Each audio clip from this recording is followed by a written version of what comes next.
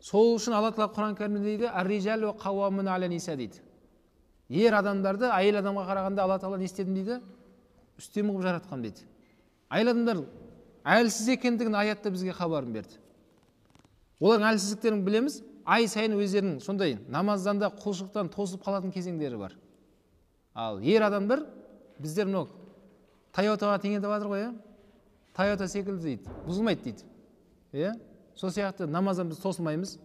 Бізде ай сайын ондай келетін ондай неміз жоқ. Құлшылықтан тоқтау деген жері жоқ. Намазды тұрып оқи алмасаң отырып оқы деді Расулалла, отырып оқи алмасаң жатып оқы, бір жамбастап оқи алмасаң шалқалап жатып оқы. Оған шаман келмесе қалай оқыңдар деді?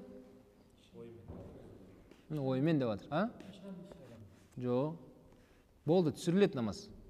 Ол отырып оқығанда ишараңыз. Отыруға шаман келеді, сол кезде Аллаху акбар такбир аламызды, сәл еңкейгенің руху жасаған, сәл қаттырақ еңкейгенің сәжде жасаған. Има ишара деген отырып жасалынады. Отырып жасалынады. Отырып жасай алмасаң, жаңа жатқан кезде жасай аласың. Бірақ жаңағыдай көңіліңмен, кірпіңмен, қасыңмен, көзіңмен, жүрегіңмен оның бәрі тас жоқ, ондай жер жоқ. Сол ең соңғы жаңа шалқалап жатуға да шаман келмеді ме? Бір ғалымдар айтады, бұл намаз мойныңнан түсірілді дейді. Екінші бір ғалымдар айтады, жоқ, намаз түсірілмейді. Уақытша намаз саған парыз емес болып тұра тұрады енді. Қашан ауруыңнан айыққанға дейін.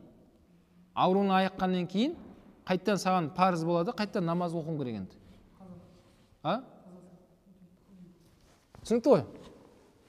Ал әйел адамдарда ондай нәрсе жоқ екен. Әйел адамдарда жаңағыдай ауырып қалатындығы жайында, олардың әлсіз екендігі жайында Алла субхана ва тағала бізге хабарын берді. Демек ол